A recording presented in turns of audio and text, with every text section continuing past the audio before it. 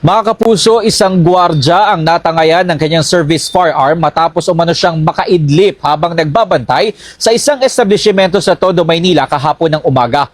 Ayon sa pulisya, patuloy naman ang kanilang follow-up operation para mahuli ang sospek. Sa pool sa CCTV ang lalaking yan na lumusot sa harang para makakyat sa saradong gusali sa Tondo, Maynila pasado alas 5 ng umaga kahapon. Sa sumunod na anggulo, makikita na siya na dahan-dahang kumikilos habang sumisilip sa kalsada.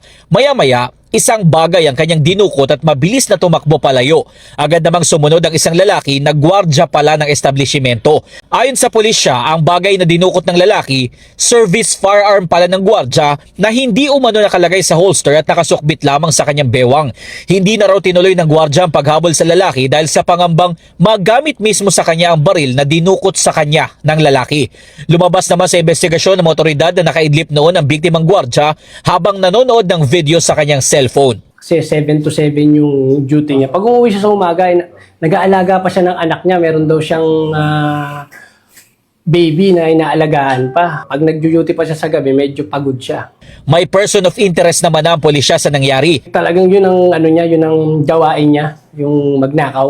Inaano natin dito yun makuha natin. Especially yung firearm kasi mahirap nun baka magamit pa sa illegal na aktibidad yung baril na nakuha.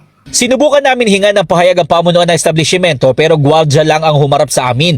Tumanggi siyang magsalita sa kamera pero sa kwento niya, kabady niya ang nanakawan ng baril. Saktong nag-iikot daw siya sa loob ng kanilang gusali nang maganap ang insidente kaya nagulat na lang din siya sa nangyari. Nagpaalala naman ang pulisya sa mga gwardya na palaging ingatan ang kanilang mga service firearm. So as much as possible is safe yan sa katawan natin at naka-holster yan. It's your duty kung nga sa amin na nasa law enforcement yung gun namin is kinoconsider nga namin wife yan. Talagang at all times talagang protektahan mo yan, alagaan mo yan. So same as sa ating sa mga security guards natin. Patuloy naman ang follow-up operation ng pulisya para mahuli ang sospek na maharap sa reklamong theft. Ako po si Jomer Apret. So ayun nga guys, no?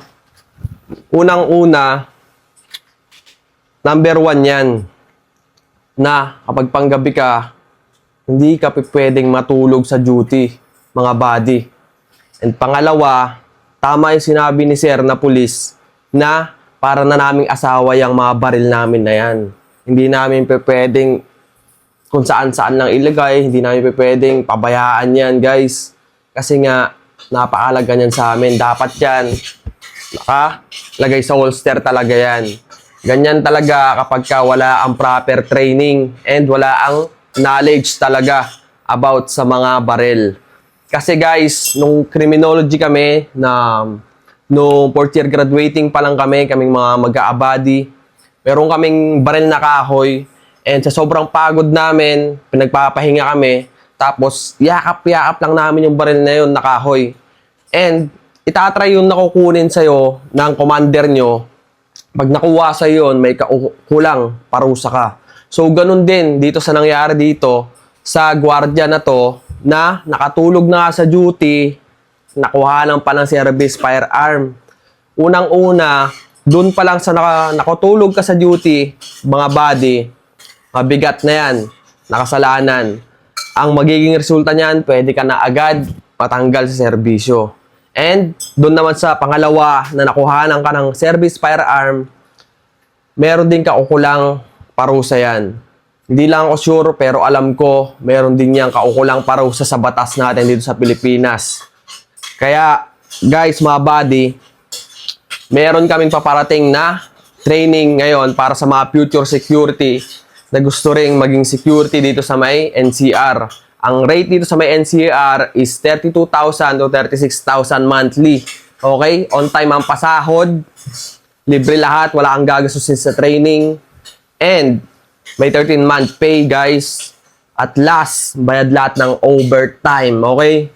So, kung gusto nyo talagang mag-security at hindi nyo danasin yung ganyang pangyayari, i-PM nyo lang ako, i-assist ko kayo, tutulungan ko kayo maging security dito sa may NCR. So yun lang, ingat kayo parate mga kabady, mga ka-5'9", kapwa ko security dyan. Sana hindi na mangyari tong ganitong pangyayari.